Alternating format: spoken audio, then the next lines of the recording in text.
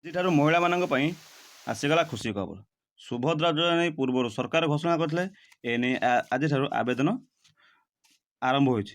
ଆସନ୍ତୁ ଜାଣିବା ଆବେଦନ କରିବା ପାଇଁ ଏଥିରେ କ'ଣ କ'ଣ ସବୁ ଅଛି, କ'ଣ ସବୁ ଡାଟା ଆପଣମାନଙ୍କୁ ଦେବାକୁ ପଡ଼ିବ ଏଥିରେ ଆବେଦନ କରିବା ପାଇଁ।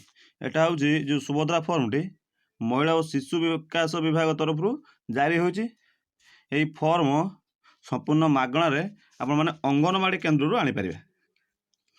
ଏଥିପାଇଁ ସରକାର ମଧ୍ୟ ଟୋଲ୍ ଫ୍ରି ନମ୍ବର ଜାରି କରିଛନ୍ତି। ଟୋଲ୍ ଫ୍ରି ନମ୍ବରଟି ହେଉଛି 14678। ଆଉ ଏଥିରେ ଆବେଦନ କରିବା ପାଇଁ ବିଶେଷ ବିବରଣୀ ଦେଇଛି। ଦେଖନ୍ତୁ, ପ୍ରଥମରେ ଦେଇଛି ସମ୍ପୂର୍ଣ୍ଣ ନାମ, ଆଧାର ଅନୁଯାୟୀ ଆପଣଙ୍କ ଆଧାରର ଯେଉଁ ନାମ ଥିବ ସେଇଟାକୁ ସମ୍ପୂର୍ଣ୍ଣ ଏଠି ଭରିବେ। ତାପରେ ହେଉଛି ଆଧାର ନମ୍ବର ଦିଆଯିବ। ତାପରେ ପିତାମାତାଙ୍କ ନାମ, ପିତାମାତାଙ୍କ ନାମ କିଏ, ଯେଉଁ ମହିଳାଙ୍କର ଆବେଦନ କରାଯିବ ସୁଭଦ୍ରା ଯୋଜନା ପାଇଁ ତାଙ୍କର ପିତାମାତାଙ୍କ ନାମ ଯାହା ଆଧାରରେ ଥିବ ସେଇ ଅନୁସାରେ ଲେଖାଯିବ। ତାପରେ ଜନ୍ମ ତାରିଖ, ପ୍ରଥମେ ଦିନ, ତାପରେ ମାସ, ତାପରେ ବର୍ଷ ଅନୁସାରେ ଆପଣମାନେ ଜନ୍ମ ତାରିଖ ଭରିବେ।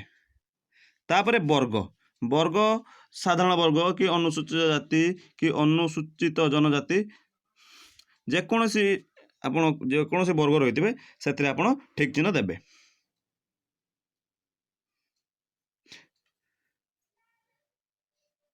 ସେହିପରି ଆଧାର ସଂଯୁକ୍ତ ମୋବାଇଲ ନମ୍ବର ଦେବେ।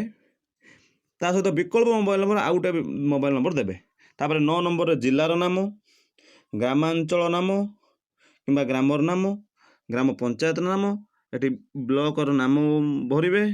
ତାପରେ 11 ନମ୍ବର ହେଉଛି ସହରାଞ୍ଚଳର ନାମ କିମ୍ବା ୱାର୍ଡ଼ ନମ୍ବର, ଆଉ ହେଉଛି ଅର୍ବାନ ଲୋକାଲ ବଡି ସହରର ନାମ।